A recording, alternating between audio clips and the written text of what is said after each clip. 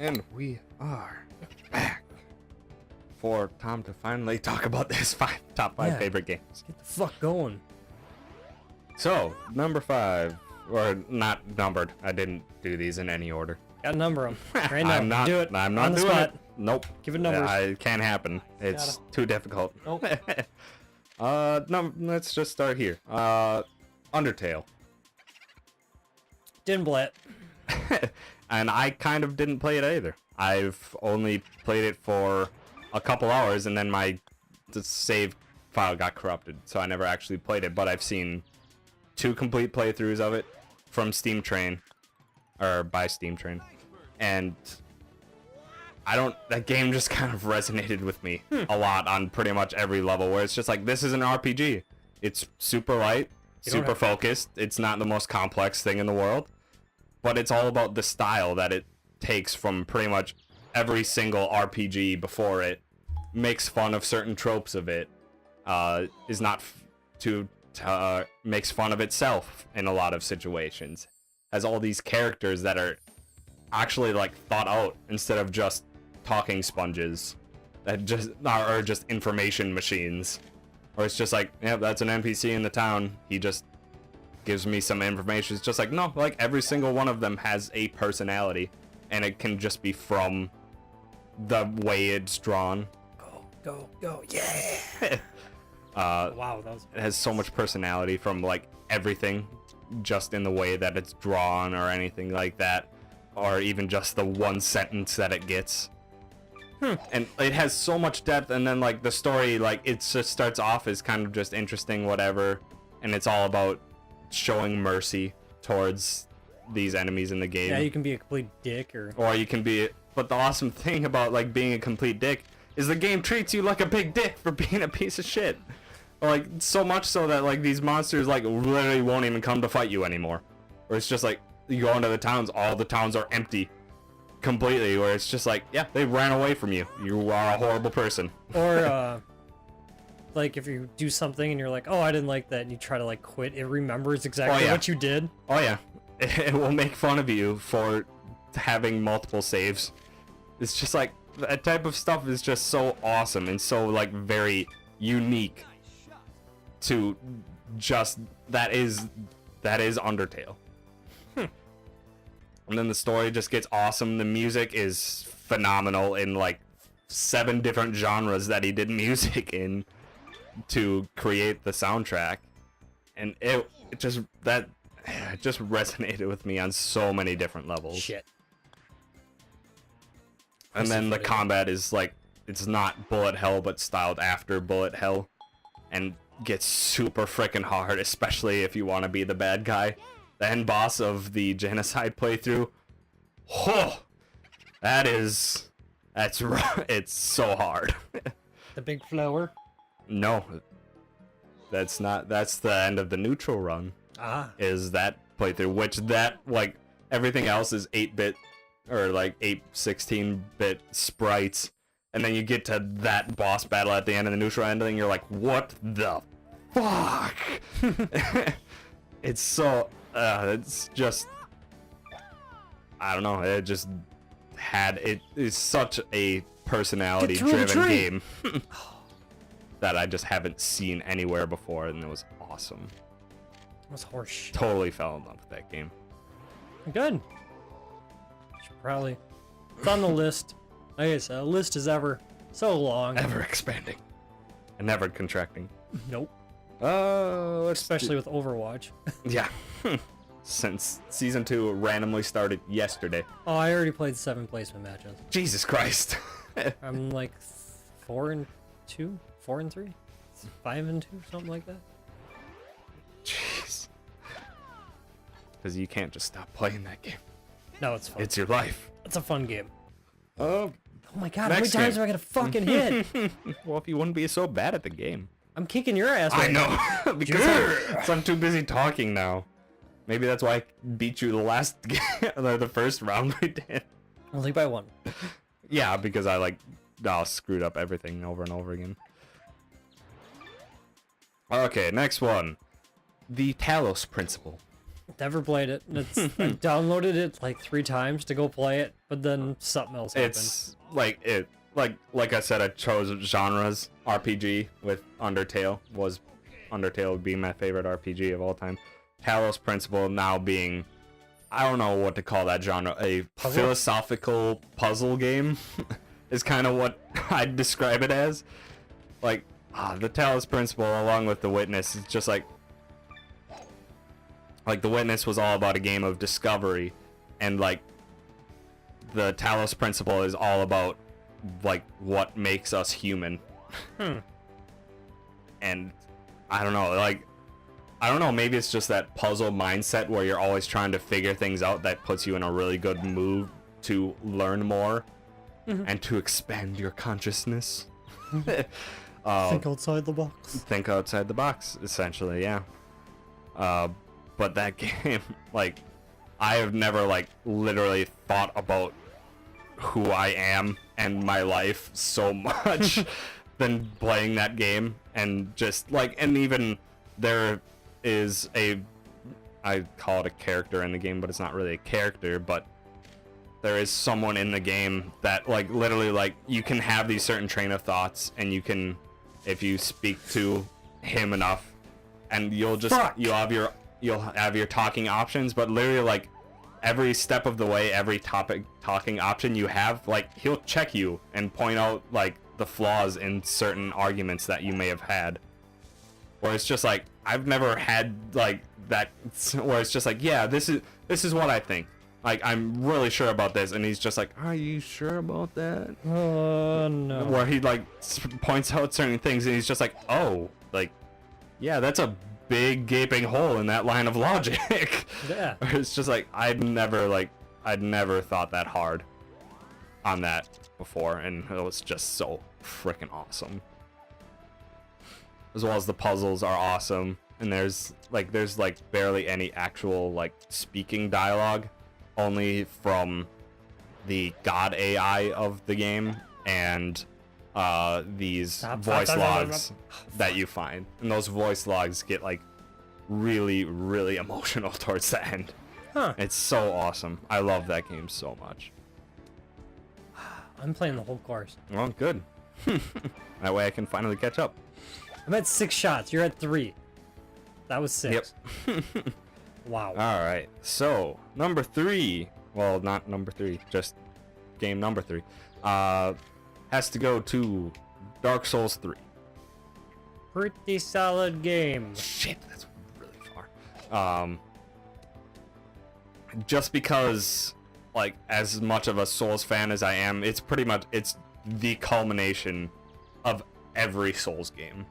Like, the mechanics are, like, super fine-tuned to the point of being, oh, look at that shot! Oh, it's so good. Yes.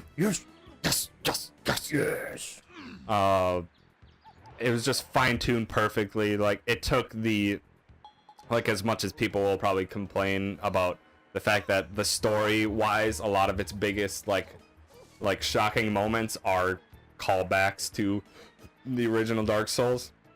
And as far as level design goes, like, a lot of people love Dark Souls 1 the best because it's all, like, the entire world is interconnected. Whereas it is a bit more linear for Dark Souls 3, but that type of levels of design, as much as I appreciate it for the original Dark Souls, it's not as much of a deciding factor for me. But, like, it made, like, everything, it took Bloodborne's speed a little bit, made it more accessible, a lot easier to get a hold of, but it also made the enemies faster. And so many of the bosses are designed to literally counter what your first reaction is. Instead of being like, oh, he's about to attack, dodge, and it's just like, no, if you dodge now, he will hit you. Yeah. He'll just, like, stop fighting, like, the Nameless King, like, after I finally beat him, that was, like, the first time in a game where I literally beat him, and I literally, like, got out of my chair and went, like, yeah! Because that was, like, 2-3 hours of frustration because it was a hard fight. He knows, it's like he knows exactly, that's you going, bruh. That it is. He is built to counter exactly what your first trains of thought are. Where it's just like, oh, he's gonna do a fast attack, gotta dodge. And then he's just like, oh, it's gonna be followed by another fast attack. Nope, it's delayed slightly. If you dodged, then you would get hit. Yeah. It's just like, everything about him is made to, like, test your limits and test how quickly you can react. Yeah, I think because I was, like, his timings are so awkward. Yeah, and like my first playthrough through that, I was like over leveled, so I was like, okay, I'll just take a couple hits from him and bounce back from that. That's kind of what I did with the final boss because I had such a rough time with Nameless King and then I went to the final boss after that. I kind of breezed through the final boss, but Nameless King was the biggest struggle there. But even then, the final boss is absolutely the culmination of like every other boss in Dark Souls. Yeah. Where it's just like, yeah, he can be a magic caster, he can be a curved swordsman, he can be a long swordsman, he can be a spearman, and it's all dependent on a few things. And then once you finally get his life bar down all the way, damn, good shot, son. Yeah. Once you finally get his life bar down all the way, then he becomes the end boss of the first Dark Souls, and the music shifts just slightly into the tune of the first Dark Souls end boss, and I was just like, oh my god, like I had so many tingles running down my spine. I was just like, you nailed this so freaking well. That was a great game. So Great it was game. just so awesome. And just eked its way ahead of Bloodborne just a little bit, just because it was the culmination of everything that they have learned from the Souls series. And the next DLC is probably going to be the last of an authentic Souls game we're ever going to get, because they don't want to make those games anymore. Somebody's gonna make them. Well, like, other people will make them, it's just that it won't be a From Software game. So it'll be a struggle for a while for people to nail down what it means to be a Souls game. But then once that finally hits, then it's gonna be freaking awesome. So yeah, that. Oh, you hit the tree. Awesome. I did? Shit. All right, number 2. Hit me with Not some number 2. It's your number 2. It's your poopy game. This is number 2, and it is Metroid Prime. For the GameCube, is fucking awesome. Oh yeah. Yeah. Like that game, like it nailed the feel of you are on an alien planet. Like, this is everything about that was completely unknown to you. The music was haunting and driving, and just like every single time, like, I have the soundtrack on my phone, like as soon as one of those songs turn on, I can instantly remember everything about that part of the game during that game, and it's just like, oh, it's so freaking awesome. It's a good game. Very good game. Like, and like the awesome of, oh shit, I almost made that. Just, it's like the epitome of like all Metroidvania games to me, because it just nailed the alien world feel. It nailed the combat. That was super fun. The bosses all had to be figured out. Remember fighting Ridley the first time in that game? He was freaking hard. Yeah. Kicked your ass a few times. Definitely the start of a great trilogy for those. Oh three. yeah, Metroid Prime 2 was also freaking amazing as well. The whole light and dark world, like going to the dark world, was actually that was the same feeling I got when going to Phazon Mines in Metroid Prime 1, where it was fear. Yeah. Because it's so hard. Phazon Mines has like literally like a 15-20 minute section between checkpoints, and those enemies are hard. And then they're when you new, die, you and gotta do it all you die, again. you gotta do it again. It's just like, it's so fearful. Like, you fall into the Phazon hurts you so much.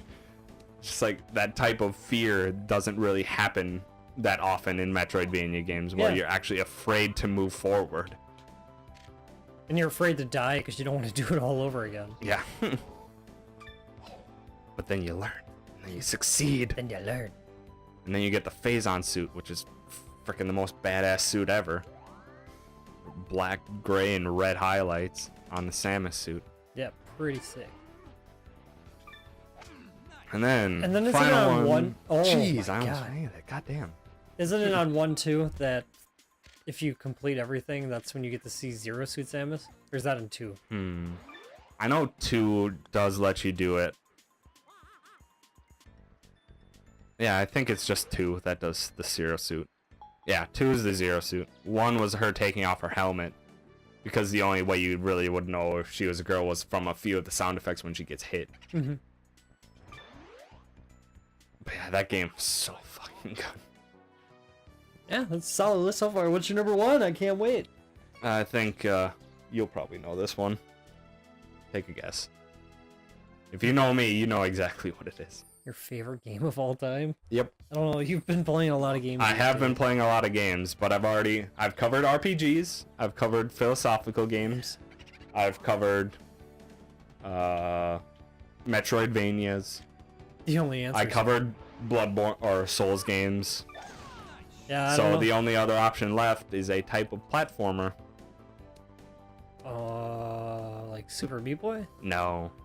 Yeah, I guess you wouldn't. Even though I freaking demolished it on a few episodes of this show. Oh, it's way Mega back. Man 10. X. Yes. Yeah. Okay. Mega Never Man mind. X. Yeah, I know. I know exactly now.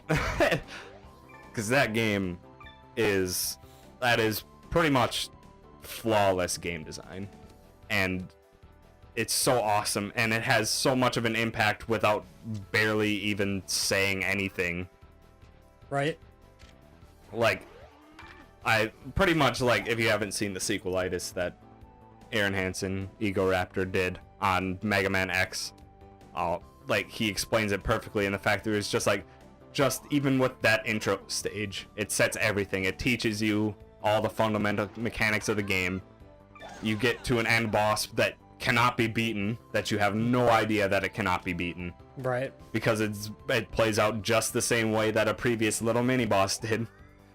Where it's just like, you're getting screwed over, and it's just like, geez, I don't know what to do. I keep hitting him, but he just doesn't back down. And then he eventually beats you, and then Zero comes up, and he's a fucking badass. Full red armor, long blonde ponytail, looking like a badass. And then he frickin' just with one charge shot, like, blows the arm off this person that was destroying you, where it's just like, and then soon after that, the text box is just like, it's just like, you're not powerful enough yet, but with some work, you might even be more powerful than me one day. And it's just like, what? I could be you? I can be more as badass as Zero? It's just, it's so freaking awesome. And then the combat's, oh, wow. Are you fucking look at kidding? that. And then the combat is just, it's simple, just jump, shoot, jump, and shoot. And it's just, the mechanics are awesome. The freaking final boss is insanely difficult. Like, like, first time playing it, it's just like, oh, it's been 4 hours. Yeah, Wily's just pretty trying strong. to beat him. It's Yeah, just Wily's good in that game.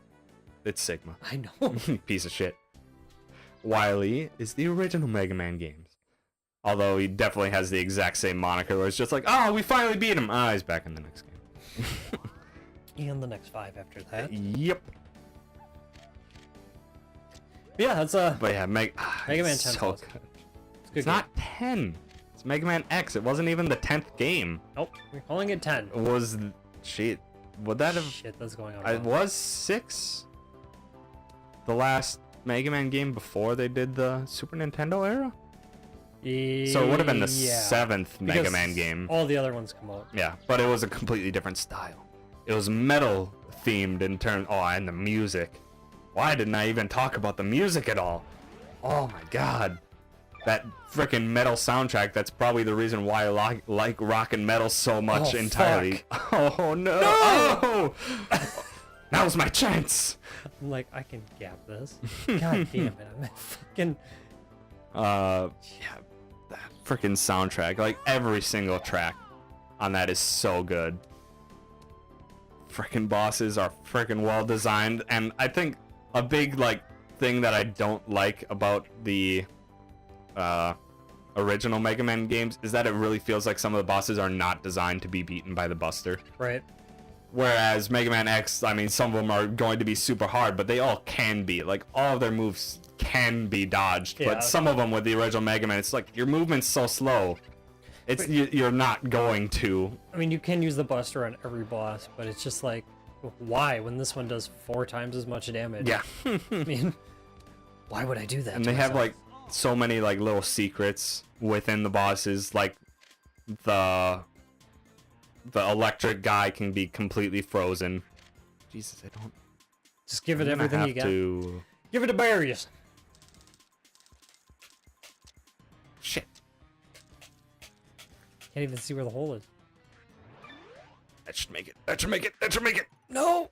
Yes. I still missed my in it, chance. folks.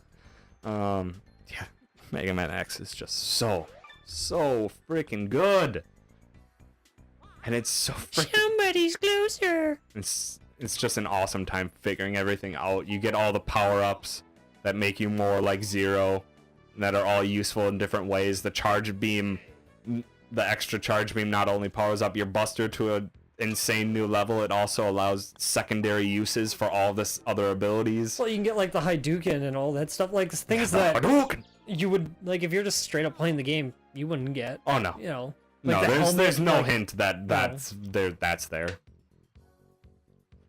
Although watching speedruns, I like to watch speedruns where they don't get it. Yeah. Because it totally trivializes a lot of the game for people that are that masterful at it. Exactly. So, well, it's a good Yeah. list. Thanks.